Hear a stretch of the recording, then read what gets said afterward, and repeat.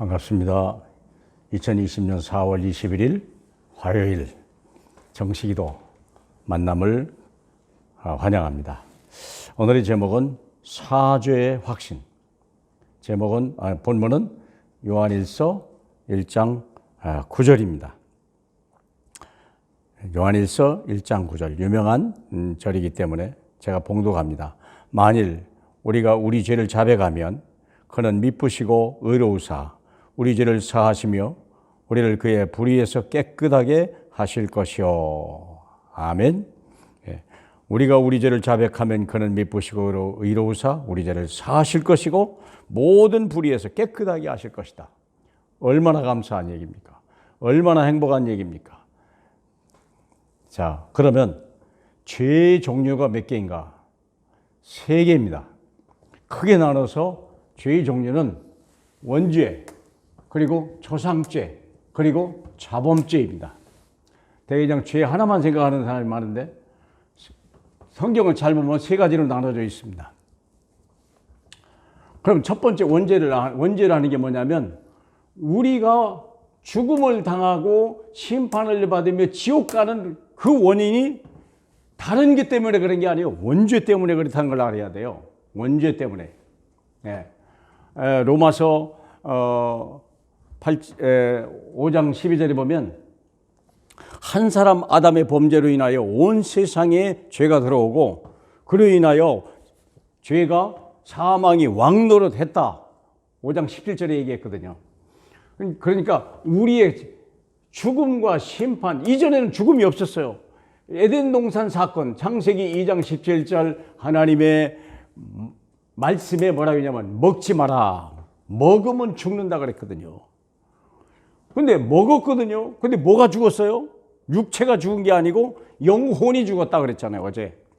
영혼이 죽음을 받은 거예요. 그게 결국은 우리 가장 중요한 부분을 잃어버린 거예요. 그냥 짐승과 같은 육체만 남아있는 거고 인간다운 그 모든 것들이 하나님의 형상이 다 사라져버린 거예요. 창세기 1장 27절에 하나님의 형상을 가진 자만이 세상을 정복하고 다스리고 생육하라고 얘기한 건데 하나님의 생기를 잃어버리니까 가장 중요한 부분을 잃어버렸어요. 그러다 보니까 육적 존재가 되니까 만물이 우리의 복종도 하지 않을 뿐만 아니라 모든 것 중에 가장 연약한 존재가 되어버린 거예요. 그래서 하나님의 말씀을 버리니까 어떤 일이 벌어졌습니까? 에베소 2장 1절로 3절 영적인 죽음이 왔어요. 그냥 죽음이 아니에요. 영적인 죽음이요. 다시 말하면 아까 말한 대로 하나님이 사람을 만들 때 사람이 가장 존귀한 이유는 흙으로 만들고 하늘에서 생기가 왔기 때문에 우리가 짐승 같지 아니하고 하나님 같은 존재로 된 거예요. 뭘 버렸어요? 하나님의 말씀을 버린 거 아닙니까? 이게 요한복음 10장 35절에 보니까 말씀을 받은 자는 너희가 신이라 하지 않았냐. 여러분 성경에 그리 써 있지 않습니까? 그러니까 말씀을 버림으로 인하여 우리가 신적 존재가 영적 존재로 육적 존재로 다 전락된 거죠. 거기서 끝난 게 아니에요. 세상에 사는 동안에 세상 따라가야 되죠. 마귀의 종노릇하죠. 육신의 정욕하죠. 이게 이런 불행한 사건이 터는 거예요. 인생의 불행이 어디냐? 원죄 때문에 그렇다는 걸 알아야 돼요. 이게 얼마나 그렇냐면 이 지옥 가는 것이요. 우리는 다른 것 때문에 지옥 가는 게 아니에요. 원죄 때문에 원래 아담 때문에 지옥에 가는 거예요. 처음부터 그리 된 거예요. 이 문제를 그럼 어떻게 해결합니까? 로마서 8장 1절로 2절에 그리스도 예수 안에 있는 자는 결코 정죄함이 없나니 그리스도 예수 안에 있는 생명의 성령의 법이 죄와 사망의 법에서 너를 해방했습니다. 이게 법이요, 법. 이게 하나님 말씀이 이게 율법 아니었습니까? 원시 율법이죠. 이 율법, 법이요, 법.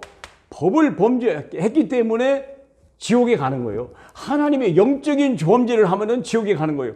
육적 범죄를 하면요 감옥에 가는 거예요. 그래서 보세요. 그래서 어디에서요?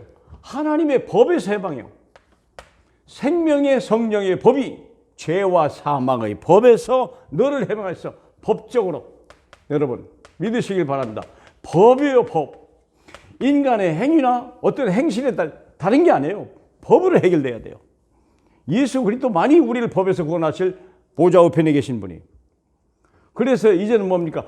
다 완성했기 때문에 요한복음 5장 24절 내 말을 듣고 나 보내신 이를 믿는 자는 영생을 얻었고 심판에 이르지 아니하나니 사망에서 생명으로 옮겨버렸느니라. 믿습니까? 하나님의 아들의 음성을 들을 때가 오나니 이때라. 듣는 자는 살아나리라. 듣기만 해도 사는 거예요. 왜? 이건 인간으로서는 도저히 불가능하기 때문에 우리 주님이 다 완성했다고 요한복음 19장 30절에 십자가에서 완성하셨거든요. 여기서 그러죠. 19장 30절에.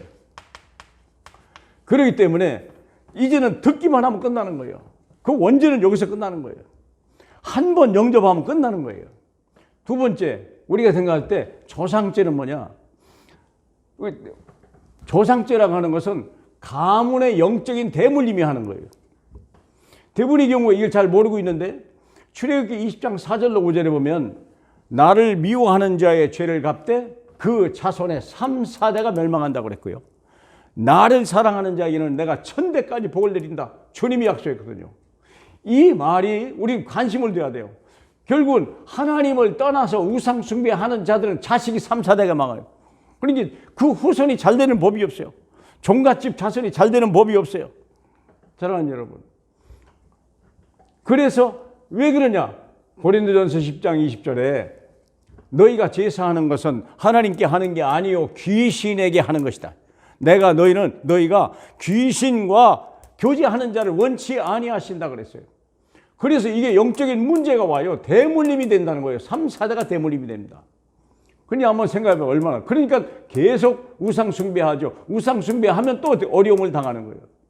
그런데 우리가 보면 마태복음 12장 43절 45절에 보니까 어떤 사람이 귀신이 살고 있었는데 갑자기 예수를 믿고 나다 보니까 집에 소재가 됐단 말이에요. 마음을 비우니까 소재가 됐는데 귀신이 나가서 물 없는 곳으로 다니다가 보니까 갈 곳이 없으니까 자기 있던 집으로 다시 와보니까 이 집이 소재가 되고 비었다라고 그랬거든요. 이게 뭡니까? 종교예요. 종교 생활하는 거예요. 그러니 다시 7 귀신을 데리고 와서 이 가집에 들어오니까 이전 형편보다 더 어려워졌다. 이게 종교 생활입니다. 종교 생활을 하면서 이게 가문에 내려오는 영적 문제예요. 예수 믿고도 그런 사람들이 한둘이 아니에요. 사랑하는 여러분, 이걸 생각하실 필요가 있어요. 그러면 이 문제는 어떻게 됩니까? 베드로전서 1장 18절에 너희 유전된 망령된 행실에서 너희가 구원을 받은 것은 우리의 능력이 아니라 흠없고 점없는 어린 양의 피로 된 것이다라고 분명히 얘기했어요. 예수 믿으면 돼요. 그런데 예수 믿고 이 조상죄는 예수만 믿고 끝난 게 아니에요. 이게 귀신이 한번 들어오면 나가질 않는 거예요. 이것은 우리 영혼이 죽었다가 사는 것이고 이건 조상죄는 귀신이 내 집에 아주 집을 짓고 있는 거예요. 그렇기 때문에 예수 믿고도 나가질 않아요. 얼른. 그렇기 때문에 여기 뭐라고 하냐면 누가 마가복음 9장 14절 보니까 이 어떤 사람 집에 아이가 막 귀신이 들려가지고 불에도 집어넣고 물에도 집어넣고 살려낼 방법이 없는 거예요. 그때 예수님에게 데려오잖아요. 그 사람이 뭐냐면 예수님이 고쳐주잖아요. 말하지 못하고 듣지 못하는 귀신 들리는 사람이에요. 제자가 못 고쳤는데 예수님이 와서 고쳐주니까 물어본 거 아니에요. 제자들이 물어봤잖아요. 왜 우리는 못 고치고 주님이 고쳤습니까? 간단하죠. 기도 외에는 다른 것으로 이런 종류가 나갈 수 없느니라. 기도해야 돼요. 언제까지? 쫓겨날 때까지. 승리할 때까지. 영적 싸움을 싸워야 돼요. 그래야 가문의 영적 대물림이 끝이 나는 거예요. 이런 분들이 한둘이 아니에요. 이것은 우리 누군가 사역자가 이 부분을 잘 마음에 짚어줘야 될 필요가 있어요. 세 번째입니다. 자범죄는 어떻게 됩니까? 자범죄를 집으면요 사회적 격리가 돼요. 결국 감옥 가는 거예요. 왜 이런 자범죄를 자꾸 집니까? 마태복음 16장 41절에 보니까 마음에는 원이로되 육신이 약하도다. 그뿐만 바울이 한 말이에요. 로마서 7장 24절에 오호라 나는 곤고한 사람이로다. 이 사망의 몸에서 누가 나를 건져드랴. 참 왜냐하면 육신을 가지고는요 너무 연약한 거예요. 우리가. 그래서 우리가 내 지체 속에 있는 이 사망의 죄가요 자꾸 나를 잡아먹는다고 그러잖아요. 바울이 고백한 말, 우리는 연약해요. 어쩔 수 없어요. 그래서 뭐라고 합니까? 다윗이 하는 말, 시편 32절에 허물의 사함을 받고 죄가 가림을 받는 자는 복이 있도다. 오직 예수 그리스도예요. 어린 양의 피로밖에 우리는 이것도 있을 수밖에 없어요. 근데 문제는 뭐냐면 우리가 이 일을 계속한다는 거예요. 그래서 여기 말한 대로 세 가지 반복적인 고백을 하는 게 있고요. 단회적 고백하는 죄가 있어요. 이건 영혼의 구원은요, 단회적 고백이면 끝나는 거예요. 우리가 원죄를 어떻게 씻습니까? 예수 그리스도 내 구주로 고백하면 돼요.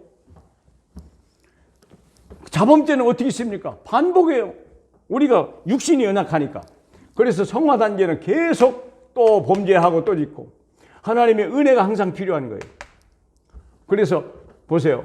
요한일서 1장 9절 우리가 죄를 자백하면 그는 미쁘시고 의로우사 우리 죄를 사하시고 우리를 깨끗하게 하실 것이고 주님 떠나서는 살 수 없는 존재로 우리가 약하기 때문에 그래서 우리가 예수 그리스도를만 믿는다면 원죄도 조상죄도 자범죄도 다 씻어낼 수 있습니다. 사랑하는 여러분, 어떤 죄든지 예수 이름으로 해결받지 못하는 죄는 존재하지 않습니다. 그래서 우리가 이거 내용만 잘 구별할 수 있다면 어떤 문제도 해결될 수 있습니다. 우리 주님은 우리 영혼이 구원받기를 원하시고 한 사람도 죄사함을 받지 못하고 지옥에 가는 영혼이 하나도 없도록 하신 것이 하나님의 뜻입니다. 저와 여러분이 전도라고 하는 하나님의 사명, 그 예수 그 이름의 능력을 가지고 어떤 현장 어떤 문제 속에서도 만날 때 이 예수 그리스도를 말함으로 인하여 이 땅의 원죄나 조상죄나 자범죄가 완전히 소멸되는 그날 우리 주님은 이 땅을 축복하실 줄로 믿습니다. 기도하겠습니다. 우리 하나님 정말 감사합니다. 우리로 하여금 이 죄사함의 은혜를 주시니 감사합니다. 하나님 우리의 그 허물 많던 죄들이 그리스도 예수의 피로 깨끗하게 단번에 그리고 영원히 씻겨진 걸 감사합니다. 하나님 또 많은 사람의 죄를 사줄 수 있는 하나님이 그 권세를 우리에게 주셨사오니 하나님이 예수의 그 이름에 그 어린 양의 피의 비밀을 우리가 때를 얻든지 못 얻든지 항상 외칠 수 있도록 성령으로 역사해 주시옵소서. 영광 받으실 예수님의 이름으로 기도하옵나이다. 아멘.